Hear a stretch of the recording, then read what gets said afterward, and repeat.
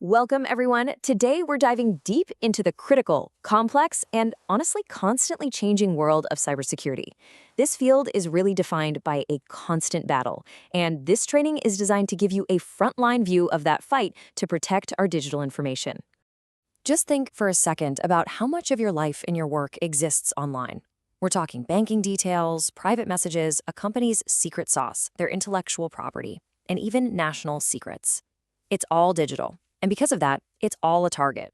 So the big question we have to ask ourselves is how safe is any of it, really?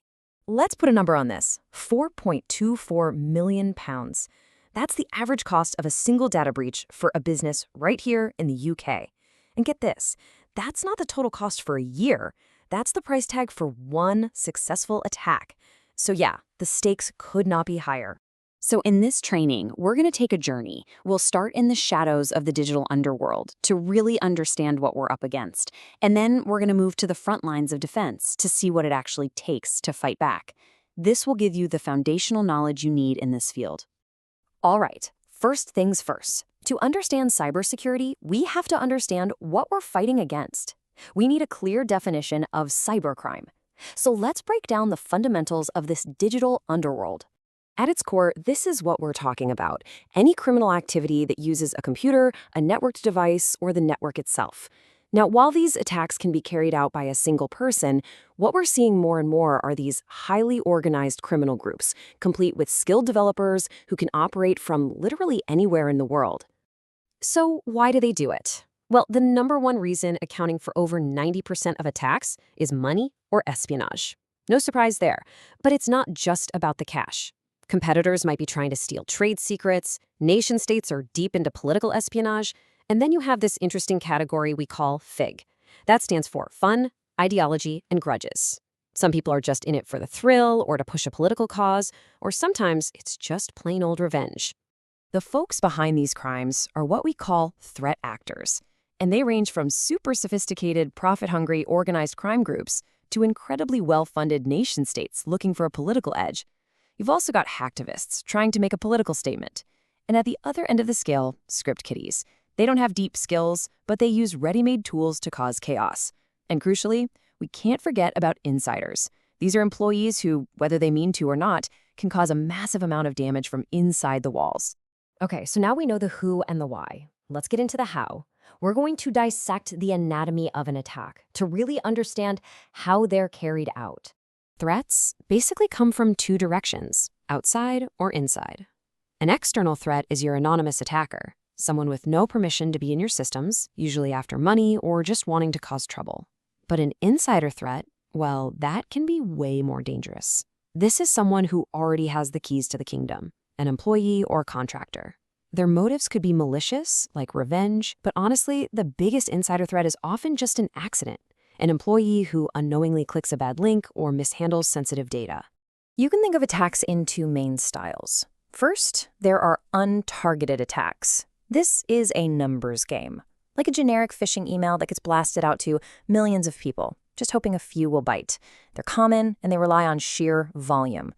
Targeted attacks, on the other hand, are surgical. An attacker picks a specific company or even a specific person and might spend months doing their homework. They use custom methods like spear phishing, which are these incredibly personalized fake emails. And because they're so focused, they can be unbelievably damaging. Every single system has weaknesses. We call them vulnerabilities that attackers look to exploit. So in this section, we're going to look at who's most at risk and break down the real-world consequences of these attacks. Vulnerabilities, well, they exist everywhere. For individuals like you and me, it's often just a lack of technical know-how or forgetting to install those software updates. For businesses, sure, software flaws are an issue, but the single biggest vulnerability is user error. We're talking weak passwords, opening malicious attachments, that kind of thing. And this applies across the board, from a small charitable venture with a tiny IT budget to a complex multi-organizational partnership where security is hard to standardize, all the way up to a huge international company with a massive digital footprint. And for entire nations, the sheer scale is their weakness. One breach in an interconnected government system can spread like wildfire, and slow-moving bureaucracy can mean security updates are dangerously delayed. And we can't forget the human cost. The impact of an attack isn't just about money or data. When an individual gets targeted, the psychological toll can be just devastating. This quote really hits home. Victims can feel deeply depressed, embarrassed, shamed, or confused, and often have no idea why they were targeted. It's a profound personal violation.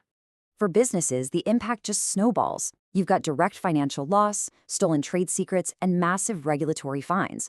Take British Airways. They were fined $26 million for a data breach because they failed to implement basic security like multi-factor authentication. For a small charity, a fine like that could put them out of business.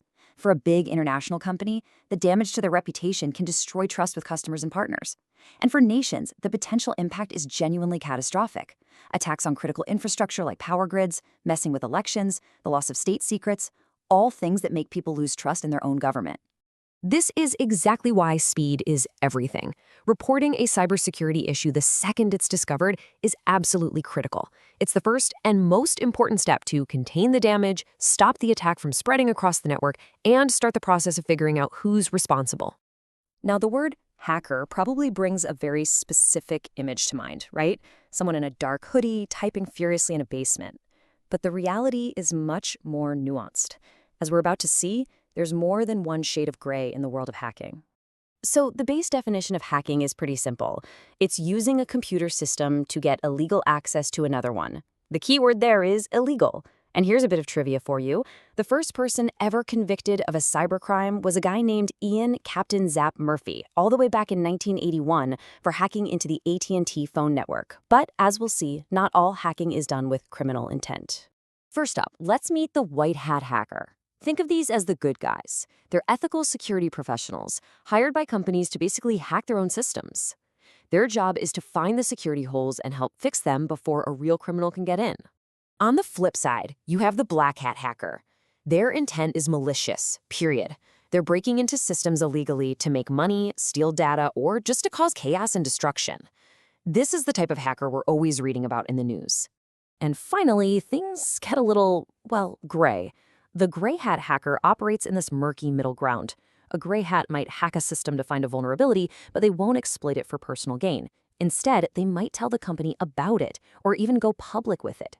The key thing to remember is permission. Because they didn't have authorization, what they did is still illegal, even if they didn't mean any harm. So who protects us from all these threats? Well, that brings us to our final section, the cybersecurity professionals who are on the front lines of this digital battle every single day. Our defense isn't just one group, it's a whole ecosystem. At the very top, you have national cybersecurity agencies that set the strategy for an entire country. Then you have regulatory bodies, like the Information Commissioner's Office in the UK, that enforce data protection laws and hand out fines. And then on the ground, you have corporate security teams working around the clock to protect their organization's data. So what does a cybersecurity pro actually do?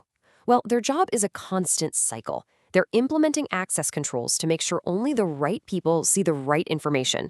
They're constantly monitoring the networks, looking for anything suspicious. They run audits to make sure everyone's following the rules. They use all sorts of tools to stop attacks, and this is a big one. They work to educate all the other employees. And that last part is so important because it's all about turning the biggest weakness, user error, into the company's first line of defense. The biggest thing to take away from all this is that the threat landscape is never standing still. Attackers are always innovating, always finding new weaknesses and building new tools. This digital battlefield is in a constant state of change. So the question that leaves us with is, are we, as individuals, as companies, and as nations, ready to defend it?